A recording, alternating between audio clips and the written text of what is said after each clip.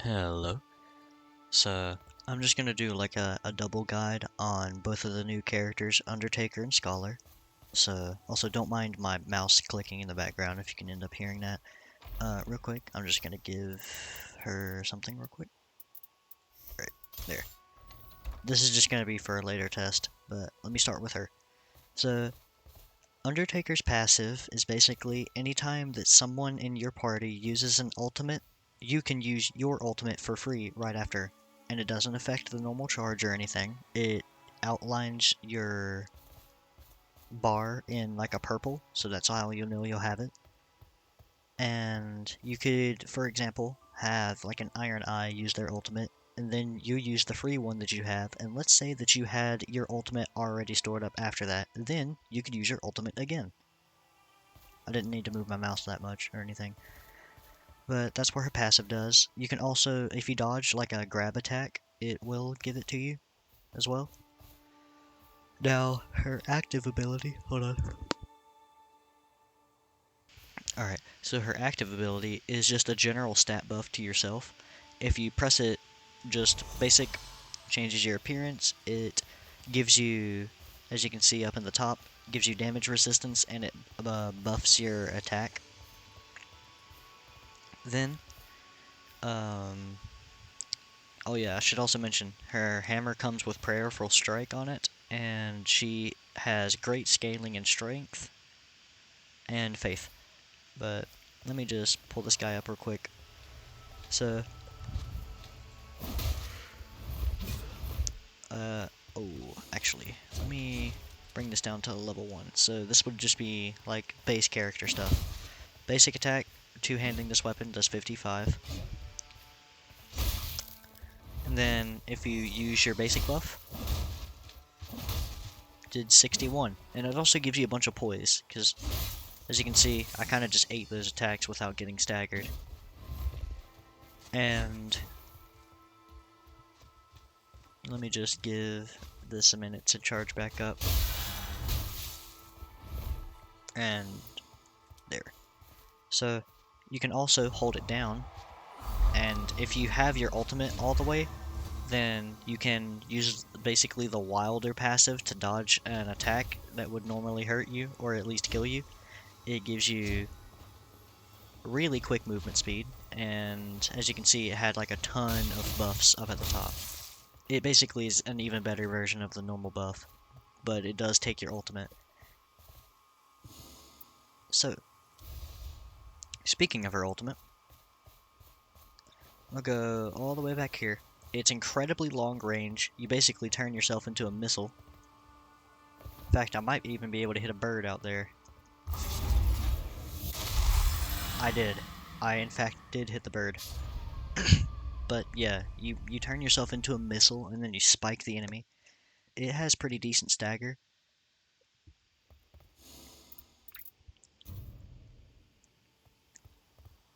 And yeah, and just so I can show this off before I change over to Scholar, because this is about the end of this character, other than I'm going to show the stats after. That's what the normal thrusting attack looks like. And now I'm going to change the Scholar.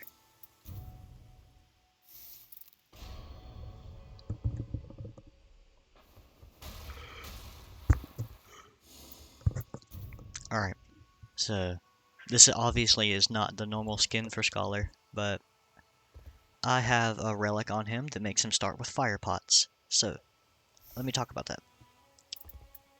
As you can see, you can store more items than you normally would be able to, and by using them, you're able to level them up. That's this passive called Bagcraft. You can store more items, and you can level them up.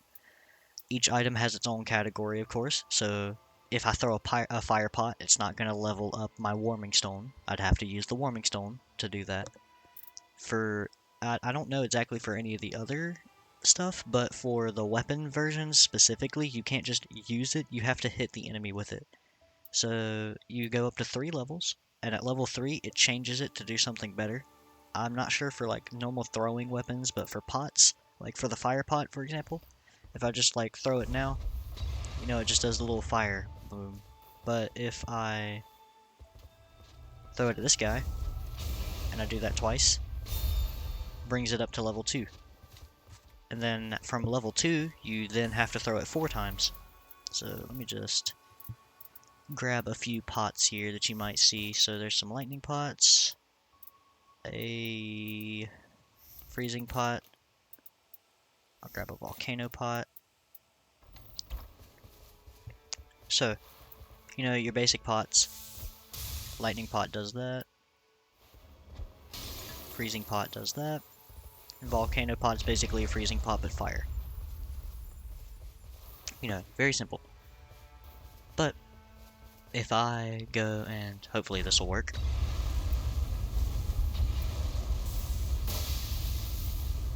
Has that done anything? Yeah, it has. Alright. And now that's level 3. So let me grab the fire ones again. Because I just want to kind of show off some of the abilities that he ends up getting. So for the lightning pot, now it actually summons actual lightning. Strikes back in the same spot. The freezing pot now summons the hoarfrost at the bottom. Dang, I just softball pitched that at dude. The volcano pot now spawns magma. And the fire pot does a fire AoE. So pretty good, pretty good. I'm not sure about some of the other pots. Like I could show the rancor pot, for example, or the rot pot.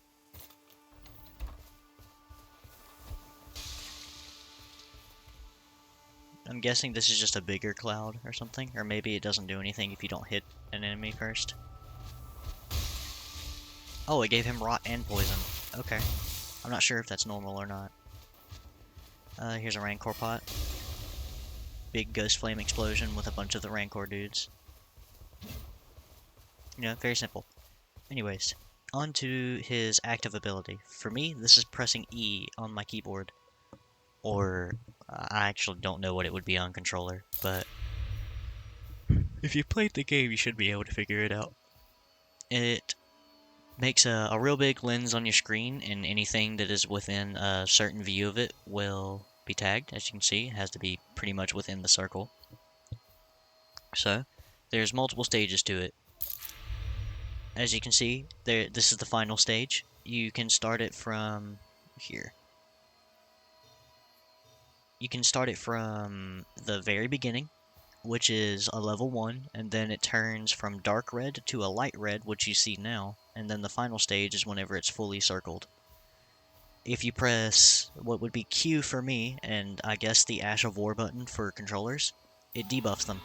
It does 2 things. It lowers the attack, and if it's fully charged, it will make the first hit do more damage. So that does 67 now, and it does 42 now. See?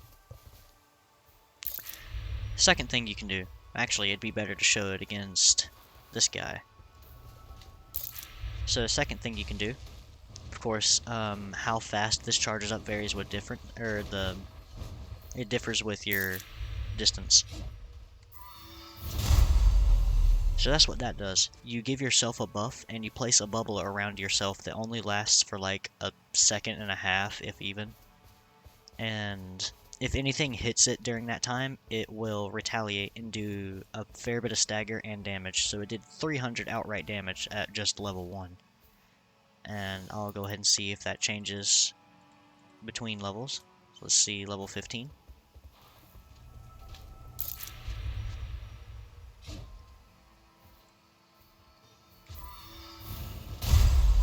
Nope, doesn't seem to change. But 300 outright damage, it does a bunch of stagger, but of course you're not going to stagger something like Bell-Bearing Hunter, Bell-Bearing Fraud. His preference is thrusting weapons. So as you can see, compared to the other part of the video, he has a specific way of using the thrusting weapons. He does slashing attacks as well. He is very good dual wielding these.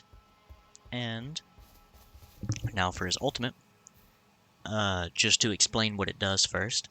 Basically, it's like a large, I want to say like recluse style AoE, and it captures all of the enemies within the zone and ties them together So if you've played something like Marvel Rivals, where you have Adam Warlock's Soul Bond, it kind of works like that. So it ties everybody together. So if you damage one enemy, it damages all of them. But of course, they don't take as much damage as the main enemy. And this works for your allies too. It provides healing benefits for them. So here it is. As you can see, all of these guys are marked. So if I just hit this dummy, it does 12 on the others, while it does 64 on this guy. Which of course, this is level 15, but you get it. I can't really show what that does to allies right now, of course. So, just to show off his dual wielding real quick.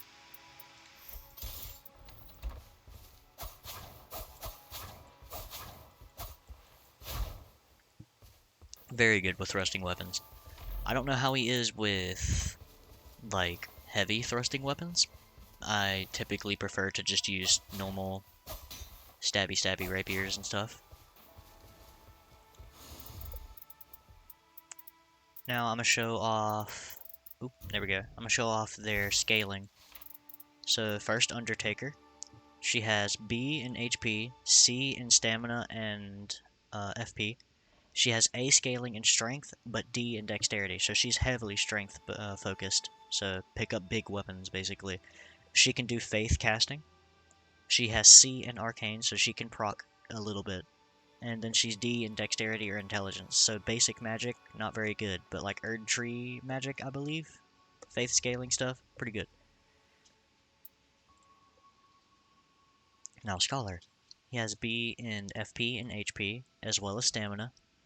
He has C scaling in faith, dexterity, and intelligence, so he can kinda do incantation and casting stuff. Oh yeah, incantations, that's what I was meaning for faith.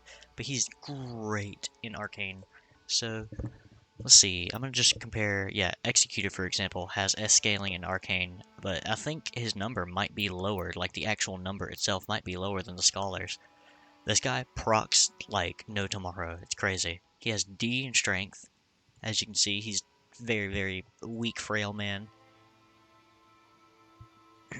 But, yeah.